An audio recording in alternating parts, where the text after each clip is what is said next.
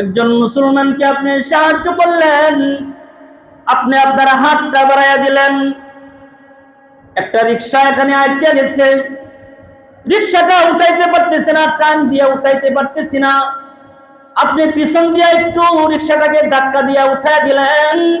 আল্লাহ পাক আপনাকে 10 বছর ইতিকাফ করার সওয়াব দান করবে।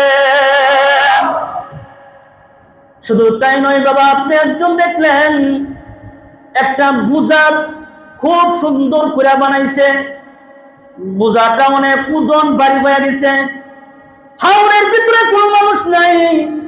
আপনি দেখলেন বোঝাটা উঠানোর জন্য আপনার ভাই বড় চেষ্টা করতেছে, আপনি দৌড় দিয়ে গেলেন, বাইরে কষ্টটা আপনি দেখলেন, এই কষ্টটা দেখে আপনি বোঝাটা আপনি একটু টান দিয়া তার মাথায় উঠাই দিলেন, 10 বছর ইতিকাফ করার সমান সওয়াব পেয়ে গেলেন।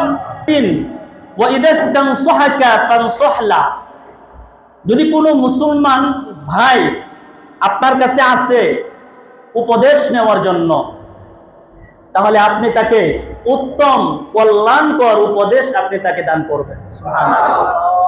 এজন্য একজন মুসলমান যদি আপনার কাছে আসে, আপনার তার জন্য কল্যাণকামী হবেন।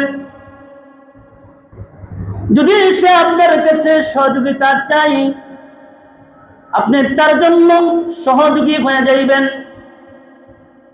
কেমন সহযোগী আপনি হইবেন? সে যদি কল্যাণকর কাজের জন্য তার কাছে আসে, আপনি কল্যাণকর কাজগুলো আপনি তাকে দিবেন। সুবহানাল্লাহ বলেন। সাহায্য চাইতে আসছে, আপনি তাকে সাহায্য করবেন। যদি কোনো ব্যক্তি একজন মুসলমান অপর মুসলমানকে যদি সাহায্য করে, আল্লাহ রাসূল সাল্লাল্লাহু আলাইহি ওয়াসাল্লাম বলেন, একজন মুসলমান আরেক মুসলমানকে সাহায্য করার কারণে 10 বছর ইতিকাফ করলে যে সওয়াব, ওই সওয়াব ওই সাহায্যকারী মুসলমানকে আল্লাহ তাআলা দান করবে। হাদিসের মধ্যে ভিন্ন মত আছে, নবীজির সেই রওজাতুল মদিনা মসজিদে নববীতে 1 মাস ইতিকাফ করলে যে সওয়াব, ওই সওয়াব বান্দার আমলনামায় আল্লাহ তাআলা দান করবে।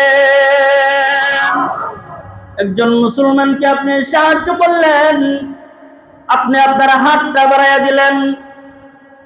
একটা রিকশা এখানে আটকে গেছে, রিকশাটা উঠাইতে পারতেছে না, টান দিয়ে উঠাইতে পারতেছি না। আপনি পিছন দিয়ে একটু রিকশাটাকে ধাক্কা দিয়ে উঠাই দিলেন। আল্লাহ পাক আপনাকে 10 বছর ইতিকাফ করার সওয়াব দান করবে। শুধু তাই নয় বাবা, আপনি একজন দেখলেন একটা বোঝা খুব সুন্দর করে বানাইছে, বোঝাটা অনেক ওজন বাড়ি হয়ে গেছে, হাওড়ের ভিতরে কোনো মানুষ নাই। আপনি দেখলেন বোঝাটা উঠানোর জন্য আপনার ভাই বড় চেষ্টা করতেছে, আপনি দৌড় দিয়ে গেলেন, বাইরে কষ্টটা আপনি দেখলেন, এই কষ্টটা দেখে আপনি বোঝাটা আপনি একটু টান দিয়া তার মাথায় উঠাই দিলেন, 10 বছর ইতিকাফ করার সমান সওয়াব পেয়ে গেলেন। আমার মাইকের আওয়াজ যদি আমার মা বোনদের কাছে যদি কর্ণ করে যায়, তাহলে তাদের জন্য এখান থেকে একটা মেসেজ।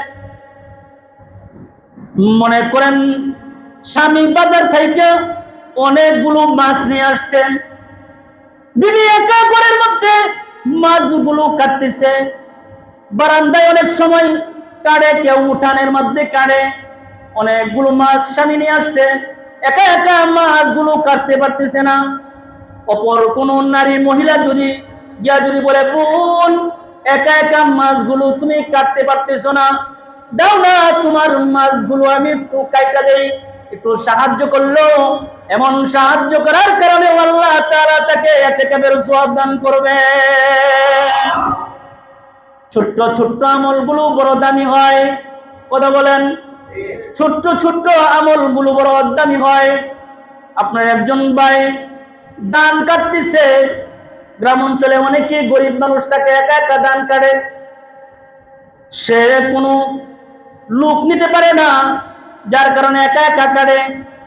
আপনি তার জন্য সামনে গিয়ে একটু সহযোগিতা করলেন, তার ধানগুলো আপনি কেটে দিলেন, সেই কারণেও আল্লাহ তাআলা আপনাকে সেম এই সওয়াব দান করবেন।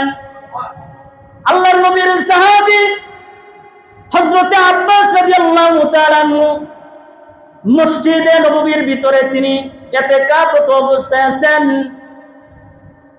ইতিকাফ অবস্থায় তিনি ওখানে বসে আছেন। এমন সময় একজন মানুষ আসছেন, আয়েশা বলে, ও আল্লাহর নবীর সাহাবী, আল্লাহর নবীর চাচা আব্বাস, আমি একজন মানুষের কাছ থেকে ঋণ নিছিলাম, এই ঋণ দেওয়ার তারিখটা পার হয়ে গেছে। যার কাছ থেকে ঋণ নিছি ওই মানুষটা এখন আমার কাছে আসবে, আইসে হয়তো আমাকে বকাবকি করবে, আমাকে গালাগালি করবে, আমার বড় পেরেশান হইতেছে। আপনি যদি আপনার মুখ দিয়া যদি যার কাছ থেকে ঋণ আনছি ওই ঋণদাতাকে যদি আপনার দুইটা কথা দিয়া যদি একটু বুঝাইয়া দিতেন, সুবহানাল্লাহ, আমার উপকার হইতো। আপনি আমার একটু উপকার করে দেন। হযরত আব্বাস রাদিয়াল্লাহু তাআলা আনহু তিনি এবার তার কথা শোনার পরে তিনি মসজিদে নববী থেকে তিনি বের হয়ে গেলেন।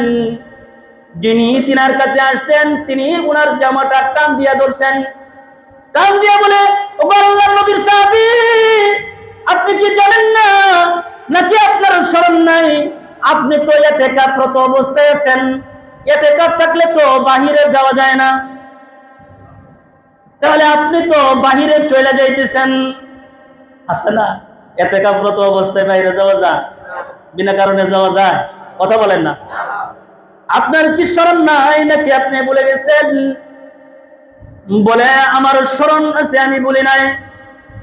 আল্লাহর নবীর চাচা হযরত আব্বাস রাদিয়াল্লাহু তাআলা আনহু তিনি আঙ্গুল দিয়ে ইশারা করছে মসজিদে নববীর দিকে। মসজিদে নববীর দিকে ইশারা কইরা বলে, ওই যে মদিনাওয়ালা যিনি মুহাম্মদুর রাসূলুল্লাহ সাল্লাল্লাহু আলাইহি ওয়াসাল্লাম, ওই মদিনাওয়ালা তিনি বলেছেন, কোন মানুষকে যদি কোন মানুষ সাহায্য করে এই মসজিদে নববীতে 1 মাস ইতিকাফ করলে যে সওয়াব হয়, এই সওয়াব একজন সাহায্যকারীর আমলনামায় দান করে।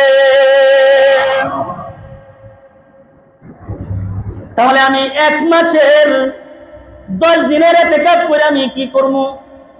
10 বছরের ইতিকাফের সওয়াব আল্লাহ তাআলার কাছ থেকে নিয়ে